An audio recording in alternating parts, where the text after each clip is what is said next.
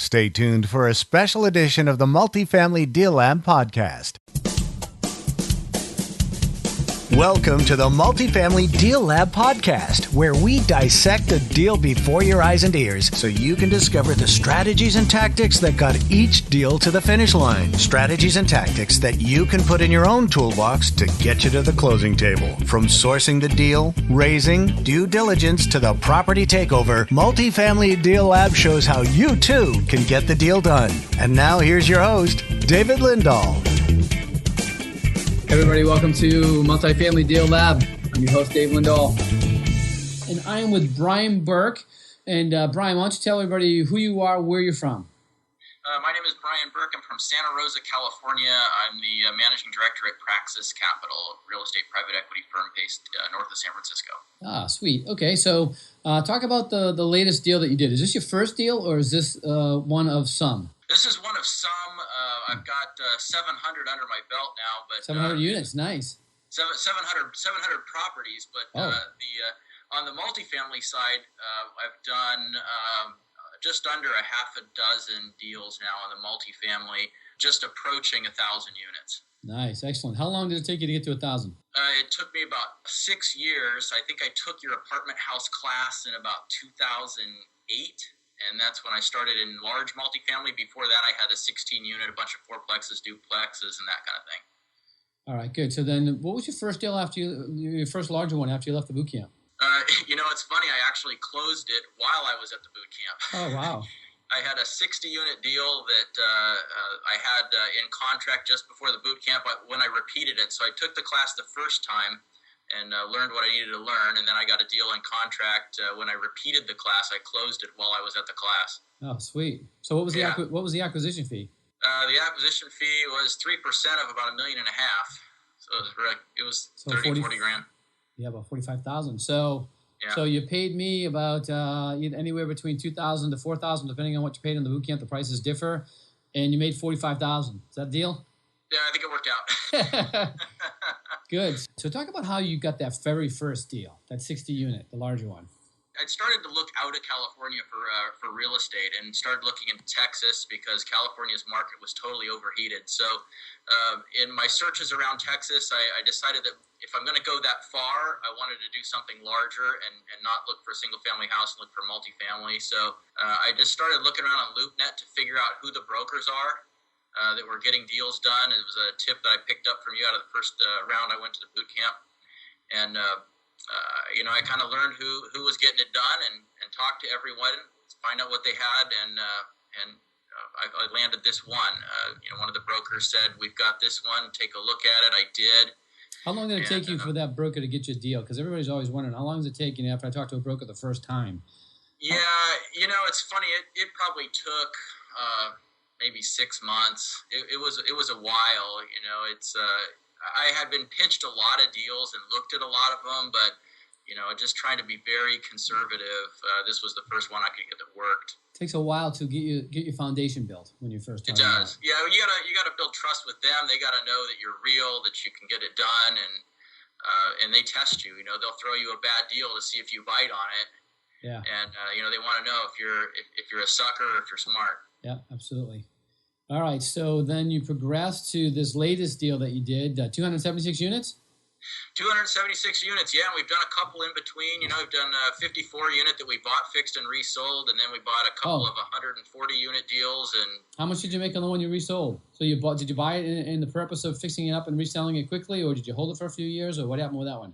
Well, what happened was it was 54 units in Austin, Texas, and we bought it with the purpose of holding it for 5 years. But what ended up happening is after 18 months, we looked at the income and realized we'd hit our targets for year 5. Oh, wow. And we just said, you know what, we could sell now and really maximize our investors' IRR. We doubled our investors' money in 21 months, start to finish, and made a really nice profit for ourselves. So it was just one of those things where, sometimes you get out early. Well, yeah, absolutely. Sometimes the smartest decisions you make is to move on. Yeah, we bought that deal for $850 or $800,000 and sold it for $2.6 million. We put about $700,000 into fixing it up. Sweet. Those investors must have been pretty happy. They were very happy. I'm sure they're with you on these newer deals as well. Well, they are, and I think that's what makes that's what fuels your growth. When you can produce a result for an investor, they're going to come back and invest with you again and again and again, and that's how we built our investor base. I've raised $25 million since I took your syndication boot camp, and It's all been organic growth through word of mouth and investors coming back. Nice, congratulations. Thanks. All right, so let's talk about this bigger deal. 276 units. How did you come across it? Where's it located? It's located just north of Houston, Texas, right near the Exxon Mobil campus, which is the largest construction project in North America. We're about 3 exits from that project. I've been looking. We sold a 140-unit property not too far from here earlier this year, and I've been looking for another one, and all the brokers knew it. And I was, my goal was to underwrite one deal a day. And, if my average is if I can underwrite 100 deals, make offers on about 10 of them, I can buy one. It took me about 140 deals of underwriting to find this one, but it totally blew away all of my pro forma, and we got a great deal on it. And it just took a lot of time and a lot of searching. That's quite a commitment and definitely discipline, because it definitely takes discipline to do this business. You got to do a little bit every day. All right, so 276 unit. What was the purchase price? $12.2 million. 12.2. What was the raise? $5,350,000, and I raised it in 2 weeks. Well, with the results you get from your other deals, I can see why. Right. So that's good. Were your investors bringing their friends into the deal as well? They were.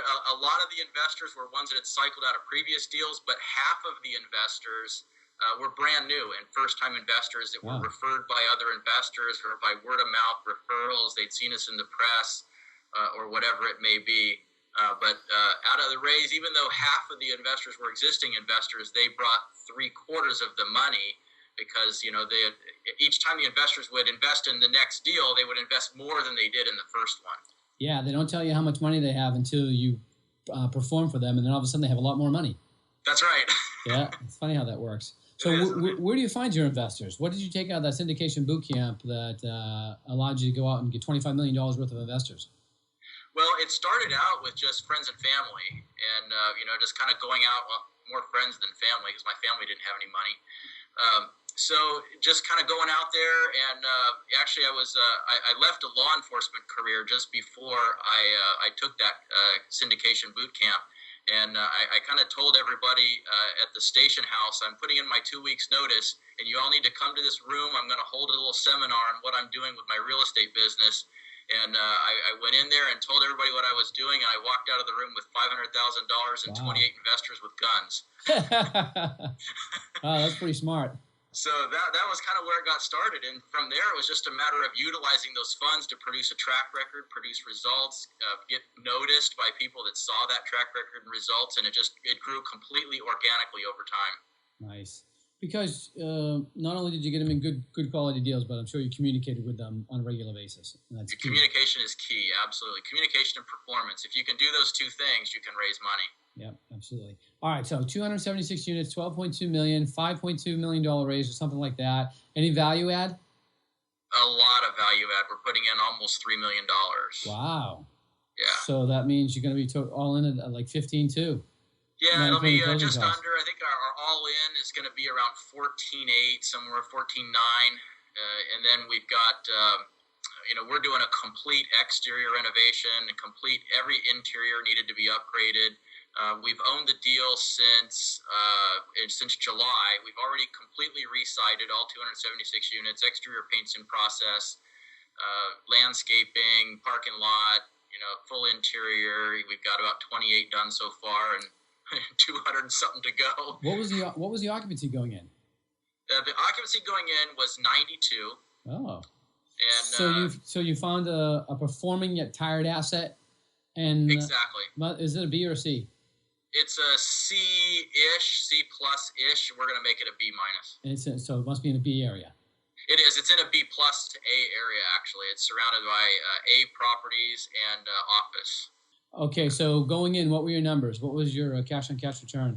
Going in, we're expecting year one to be relatively flat. Yeah. As we implement the value add, but going up over time, it's going to hit about 7 to 8% actual distributions to the investors by year two. and then an overall average of about 14% cash on cash. Annualized when the deal's done? Oh, yes. No, average cash on cash. Okay. Just cash on cash, not including the exit. Yeah. All right. So what do you think it's going to be worth in 3 to 5 years? I think it's going to be worth 20. Nice. So that's a healthy profit. What does that do to the IRR, or annual rate of return? The IRR will be plus? Just about 18% if we exit in 10 years, but it could be a lot more if we exit at year 3. And so what I do is I tend to underwrite with a 10-year horizon, because we don't know if we're going to enter into an adverse cycle at some point during our hold period. So we want to be able to plan out for a long-term play. But really what we do is we fix it up, and then now we're looking for the right exit point. And that right exit point might be in 2 years after we've upgraded half the property and boosted the income, or it might be in 3, 4, or 5 years. And so obviously if we can hit that 20 million price point earlier, that IRR goes up substantially. Yeah, absolutely. So what advice would you give to someone that's just starting out? I think the best advice I can give is to actually get started. Get something under your belt, even if it's a single family deal. If you've never done a real estate deal, do something so that you can start to build a track record and show people that you can actually execute. I think that getting funds from outside investors is key, because even if you're starting small and getting 20 grand from someone to help you with a house flick, when you go to do your next deal, they might have more money or have more friends. And really that's how you grow, is through that organic process. And if you don't get started and actually do a deal, that organic process is never allowed to happen. What was the big mistake you made that you want to share with everybody so that they don't make it as well? Because every deal or every career has mistakes. So what did you encounter that you didn't expect? A slow start. I didn't expect that. I bought my first real estate investment 25 years ago. I really started off very, very slow. I didn't do a lot in the first 10 years, and I really wish I had. I think if I would have got educated a lot earlier in my career, it would have helped me get a jump start. Instead, I forced myself to educate myself through the School of Hard Knocks, and that takes a long time. A lot of books from Amazon and the School of Hard Knocks. Yeah. Exactly. All right, great. Well, I appreciate you taking the time to do this. Well, thanks for the invitation, Dave. I really appreciate it. And thanks for all that you've done for me and for others. And, I certainly appreciated the educational boost that I got and helped me get where I am today. Yeah, you're welcome. And thank you for taking action, because, we can teach all we want, but people don't go out and use it, then it's useless information. So thank you. Absolutely. Now let's listen to David interview Bill Johnston.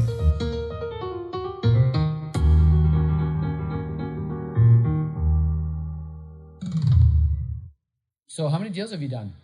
I started in Austin in 2010, and I just, based on, what I learned from you, I searched a couple of towns. I went to Raleigh, North Carolina. I went to Austin. Where else did I go? Ended up in Austin, and on my first trip there, I saw a 16-unit place I wasn't planning to buy, and I ended up buying it. And I met a woman who was working as a manager for the owner, and she actually owned some other apartments, and she was looking for extra work, and she was keen to manage it. So now I had a manager. Because at the time it was tough in Austin. They'd been overbuilt a few years ago, so it was really tough. There were distressed properties, and so I got seller financing for like 85%, and ended up, in hindsight, paying way too much.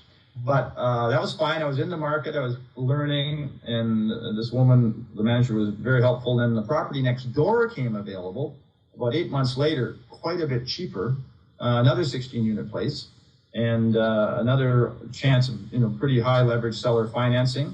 And I then said, I had a credit line on my home here, and I took some money from there and bought that.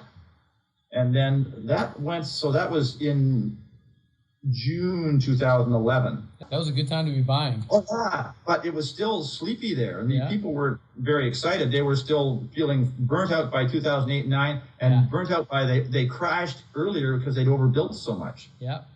So it kind of poked along for a couple of years. Then I was talking to a friend who asked me what I was doing, and he had some money from some sort of buyout. And I told him, he said, well, if you're ever looking for an investor, I'd be interested. So I showed him some of the math of how it would work. And he said, well, show me something when you've got something. So I sent him a couple things. And the third thing was a 70-unit place in Austin again. And looked at it, and he was interested, and we made a joint venture arrangement and bought it. Then Austin kind of started creeping up. All of a sudden, rents were going up, and was very much the buyers started to come to town, and so we kind of did upgrades, and these were C minus properties. Yeah. So there was all sorts of little issues, and I learned a lot, I'll tell you. Yeah, but by middle of 2014, it was soaring in Austin, and I decided now's the time to sell. Don't wait. And so I started looking for another market. And one of the things that's been invaluable to me is your monthly newsletter. Mm-hmm. I've been getting it for 2 or 3 years. I always look at your little emerging market notes, and they were always my lead ideas of places to check out. So that was really valuable, and that's a really good magazine. Thanks. And so I started thinking about where to go if I could find something that made sense. And I flew down to Atlanta. I looked at some properties there. I went to Tampa. I looked at property there. But by the time I got to Atlanta, it was a year too late. I could tell already. It started to move again. Mm-hmm. I looked at Denver, but I didn't go out there. No, Boulder, and then I didn't go out there. And then you had a couple of things over a year on Columbus. It wasn't like this is gangbusters, but then but you featured it twice. Yeah. And I liked the fact that I'm in Toronto. I could get in my car and drive. That seemed a nice change after flying to Texas and connecting all the time. So, but the prices were really low and per door, and there was still distressed properties. And I saw one of the places I had been using was LoopNet, just to see what has sold and what had happened. And that's a good way to find agents, I found, with LoopNet. At least you can see agents who sold properties like you might want to buy. Yeah. So I found that's been a great way to find, at least get agents and their phone numbers. And I phoned this one agent, said, I saw you sold this big package of 640 units. And I said, that looked amazing. He said, well, believe it or not, that deal fell through 2 days ago. And so it's all been broken up into 4 different apartments. And so I said, oh, well, he said, and I said, well, there's a couple look kind of interesting. He said, well, they're now available. And so I got in the car next morning and drove down and looked at them. So it would look good. But then I had to get bank financing, but my investor was interested in rolling over, selling the properties in Texas. So we put in an offer, or got it under contract, but had to hold it a while, but they weren't too worried about having to hold it, so we could sell in Texas. And we ended up getting 270 units there. Nice. Yeah. And now I'm working, I've done your course on managing the manager, which is really great, because I'm using but I also had your course on management, because before I was just working with a hired manager. Now I'm working with a management company, and that course is really good, managing the manager. Yeah, it's good. And there was a couple times I consulted with Jeannie, and there was one other manager you had working with you. I can't remember who I consult with, and were fantastic.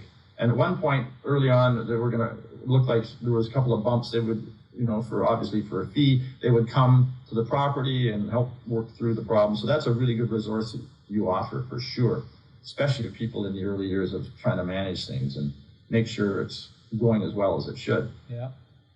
So, but now I'm working with a management company, and it costs more for sure, but there's no question you factor into the deal. Oh my God, it's so much easier. Yeah. So let me ask you a question. What advice would you give to somebody that was just starting out? I'd say to read your book, for one. It's a good book. It's a good primer on understanding the basic principles of emerging markets. Yeah. Nobody else touched on that. So I'd have to read the book, and it's got all the resources in your book of how to get to the next level with you, which is your all your fantastic workshops, your literature, your online resources, everything else.